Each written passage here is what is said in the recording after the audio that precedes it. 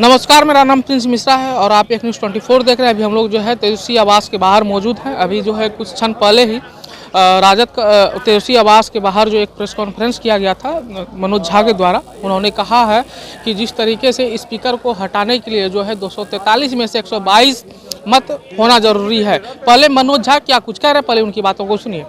ये पीसी मैं कर रहा हूँ ना, मुझे बोलने को दीजिए।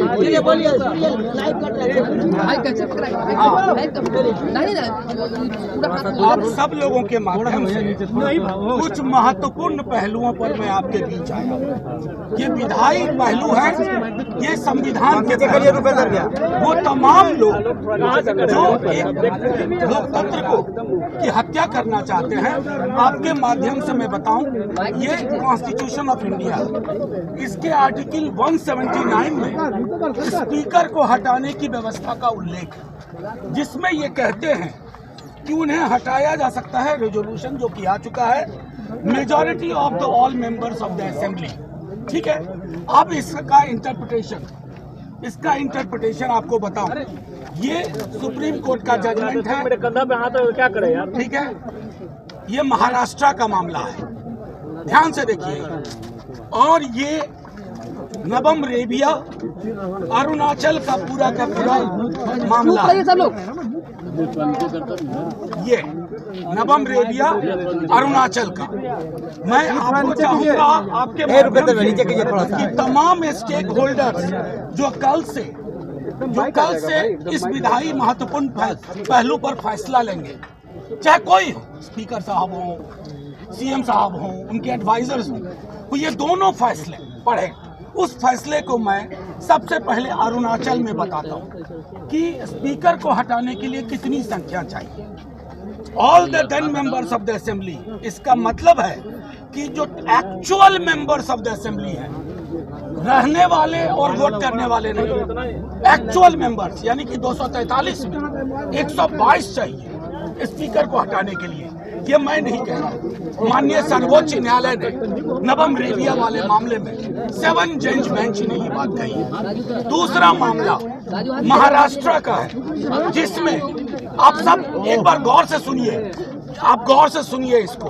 उसमें कहा गया है कि जितने भी सदस्य हैं, उसका मतलब होगा इनको हटाने के लिए कि जिनके सीट वैकेंट नहीं है, उन सब के आधार पर गणना होगी।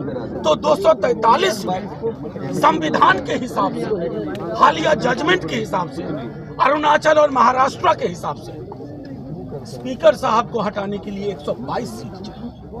मैं सिर्फ ये इसलिए रख रहा हूं कि कोई इसमें पेच ना करे। गांधीवाद की बात करने वालों से भी आग्रह करूंगा कि कौन से गांधी पसंद है, करेंसी वाले गांधी या हे राम वाले गांधी। करेंसी नोट पे छपे गांधी के प्रति अगर सम्मान है तो आप वही करेंगे जो करते आए हैं, लेकिन अगर गांधी है तो आपको ये तय करना होगा कि ये फैसला इसी हिसाब से होगा। और हम सब एकजुट हैं लोकतंत्र बचाने के लिए। बच्चा इस बिहार का कल के दिन का इंतजार कर रहा है। हमारी ओर से ये चीजें स्पष्ट है कि हम संविधान के दायरे में चलने के लिए मजबूर करेंगे। सुप्रीम कोर्ट के जजमेंट के आलोक में चीजें चाहेंगे और सुप्रीम कोर्ट के आलोक में निर्णय होगा। हमारा पूरा विश्वास है, क्योंकि पहला अभिभाषण के बाद कार्यावली में पहली चीज स्पीकर साहब के खिलाफ अविश्वास प्रस्ताव है। उसके संदर्भ में मैंने दोनों जजमेंट का जिक्र कर दिया। 179C का इंटरप्रिटेशन जो है वो कर दिया। दोनों जजमेंट की कॉपी आपको दिखा दी।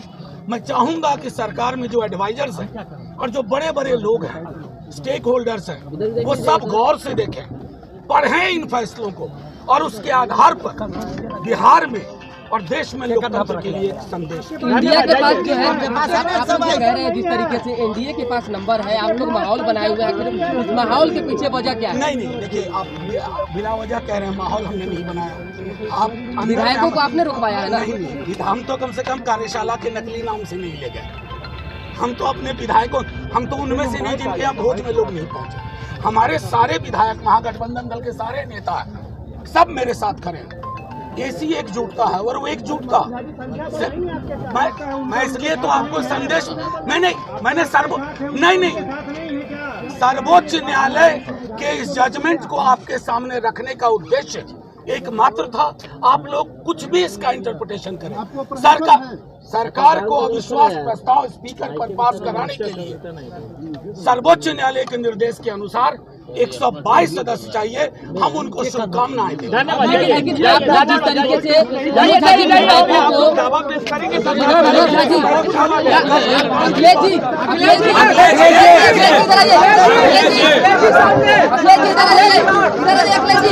तो आपने साफ तौर पे मनोज झा को सुना, उन्होंने साफ तौर पे कहा कि जो अभी विधानसभा के अध्यक्ष हैं अवध बिहारी चौधरी, उनको हटाने के लिए 122 मत की ज़रूरत है। ऐसे में सुप्रीम कोर्ट का आदेश है कि जब एक्चुअल जो वोट करने वाले हैं और तमाम चीज़ों को लेकर के जो है उन्होंने अपनी बात कही है। फिलहाल इस वीडियो में इतना ही। हमारे साथ बने रहने के लिए चैनल को सब्सक्राइब कर लीजिए।